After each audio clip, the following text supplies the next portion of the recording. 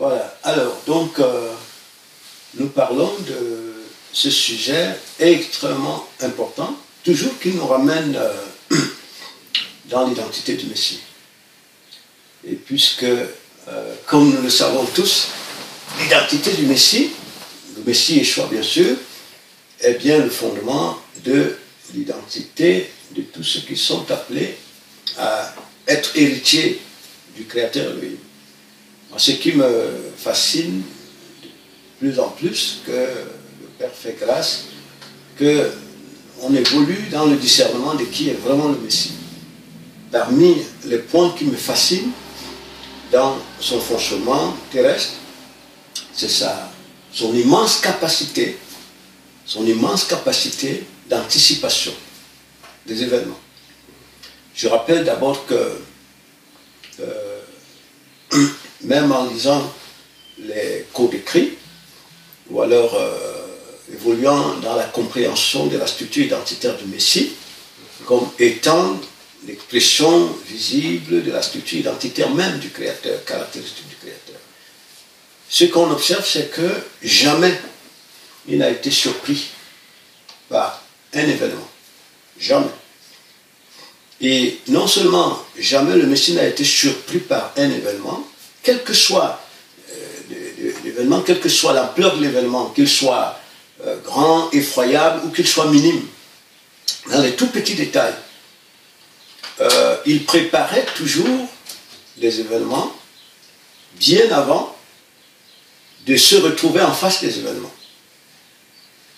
Et quand on y réfléchit davantage, on comprend d'ailleurs que c'est ce qu'il a voulu transmettre aux disciples comme instruction. D'ailleurs que quand on lit les prophètes, on apprend, on voit clairement que le Messie, tout ce qu'il va vivre au quotidien, a été annoncé à l'avance. Tout ce que son Père va accomplir avec lui a été aussi bien sûr annoncé à l'avance. Bon, et on comprend donc que la capacité d'anticipation du Messie vient de deux éléments essentiels, on peut dire comme ça. C'est-à-dire ça révèle vraiment ça révèle son identité comme venant du Créateur, comme étant l'émanation du Créateur. Cette capacité d'anticipation. Donc cela révélait, cela mettait en évidence ce fait-ci que il est l'émanation d'Élohim. Donc d'une part, il n'a pas d'identité en dehors de son Père, et ce fait-là que le Messie n'a pas d'identité en dehors de son Père, donc le plaçait hors de la création, au-delà de la création. Et donc aussi comme cette structure identitaire s'est introduite dans l'univers à travers un corps matériel, une enveloppe, donc ce qui fait qu'il est hors, en tant que, sur le plan spirituel, il est hors de l'univers, parce qu'il est l'émanation du Créateur, la fonction visible du Créateur. Et en tant qu'enveloppe terrestre, c'est-à-dire cette conscience dans l'enveloppe terrestre, il était dans l'univers. Donc on peut dire qu'il était donc dans le temps et hors du temps, ou alors hors de la création. Donc ce lien, cette dépendance du Messie de son Père, puisque c'est son Père qui est l'ordonnateur de tous les événements au quotidien, fait en sorte qu'il avait la lecture claire et précise des événements avant qu'il ne se retrouve en face. Et tout, il pouvait avoir le temps de se préparer avant de se retrouver devant les événements. Parce que sachant que, demain par exemple, je dois me retrouver face à cet événement, il a la lecture claire. Et cet événement est ordonné par son Père. Pour qu'il ait la force, l'intelligence nécessaire de se conformer à la volonté de son Père. Face à l'événement, il fallait bien qu'il tire ce lien de son Père, cette force de son Père. Donc c'est pour ça qu'il passait la nuit à prier. Parce que la prière construisant le lien avec le Père, donc développant son intelligence, sa conscience, lui accordait la force de tenir devant l'événement. Et c'est pourquoi il va apprendre ses disciples, il leur dit, veillez et priez. Par exemple, lorsqu'il savait que demain, les Romains devaient se saisir de lui. Il avait cette lecture claire des choses. Les disciples qui étaient hors de la sphère du Messie n'avaient pas l'observation de la chose, malgré que le maître essaye de leur avertir, leur avertir en leur disant que il faut que vous veilliez, que vous priez. Donc, parce que l'esprit est bien disposé, l'esprit est fort, l'esprit est puissant. Si vous êtes spirituellement préparé, vous allez avoir la force, les ressources nécessaires de tenir devant l'événement que nous allons vivre demain.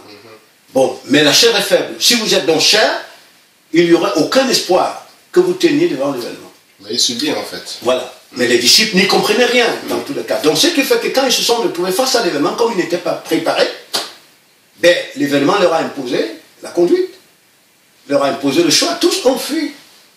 Mais si je subis l'événement, ça veut dire que je me définis par rapport à la chair.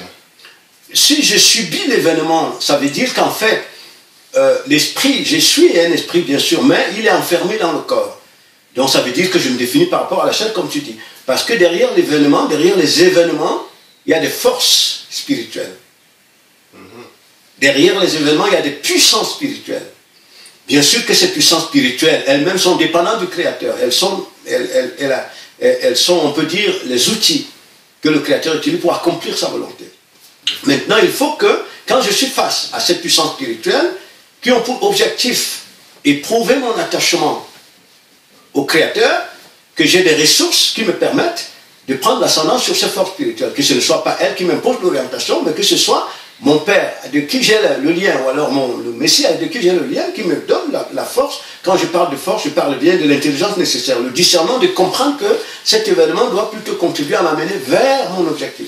Mais tout ça part déjà de la compréhension que je peux avoir, la lecture que je peux avoir de l'événement. Exactement, c'est ce que je disais tout à l'heure, qu'en fait, la capacité d'anticipation du Messie montrait clairement, c'est-à-dire mettait en évidence qu'il n'est pas seul. Vous voyez très bien, c'est-à-dire que ça révélait que de vue physique, c'était un être ordinaire.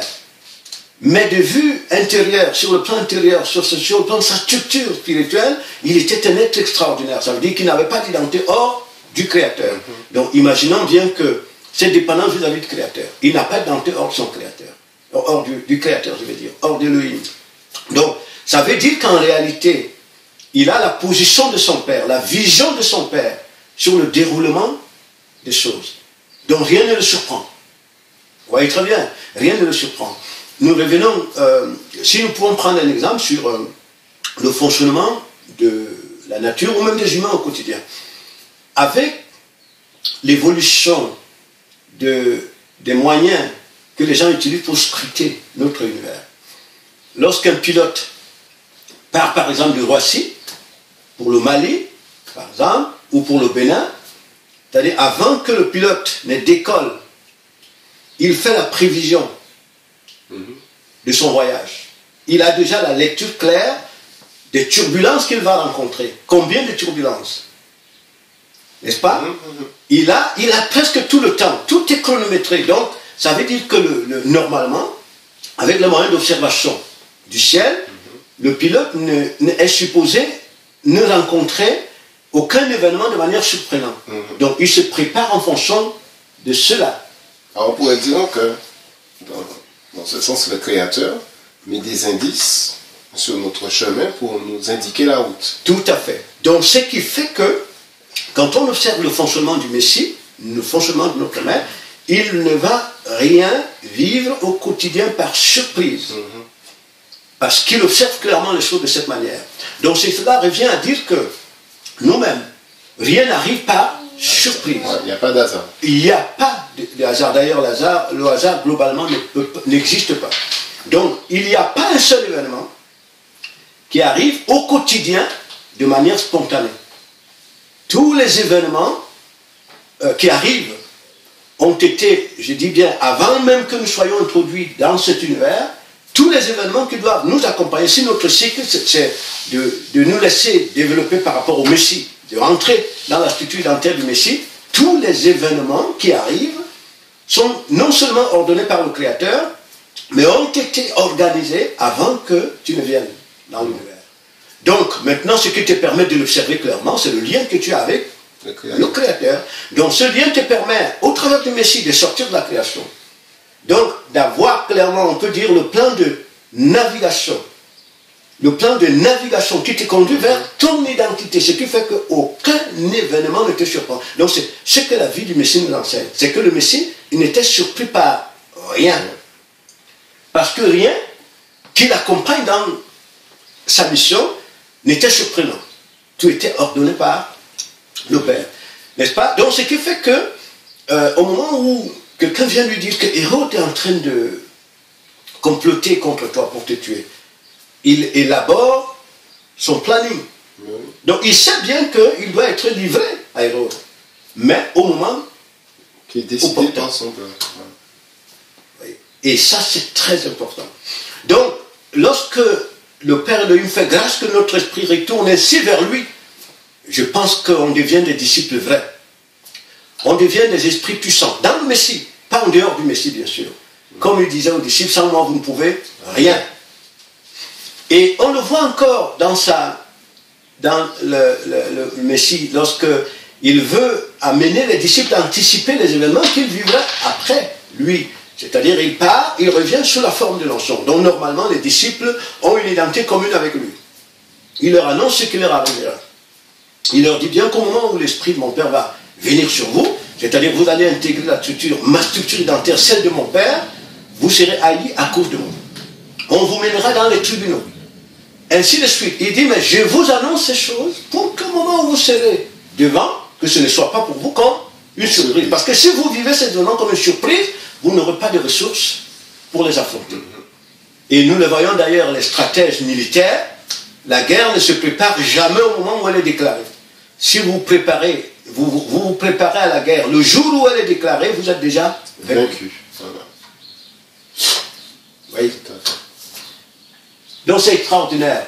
En réalité, le bon disciple tire l'intelligence de le vrai disciple.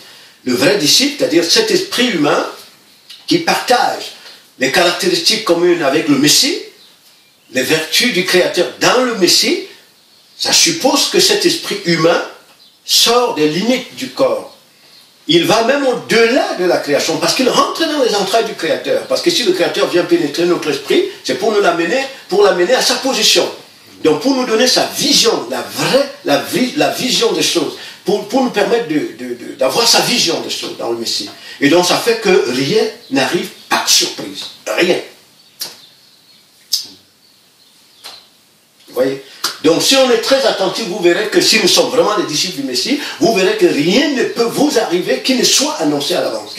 Donc, non seulement qui a été planifié avant même que vous n'entriez dans cet univers, mais le Créateur ne permet jamais qu'un événement vous arrive sans vous donner à l'avance de le ressentir, de le discerner, de savoir ce qui est en train d'arriver. Parce que si les événements doivent vous arriver par surprise, mais dans tous les cas, vous êtes fragile devant les événements. Et ça, pour le Père, les événements qu'il permet, ce n'est pas pour vous fragiliser, mais pour vous rendre de plus en plus puissant. Et la puissance du Messie, bien sûr.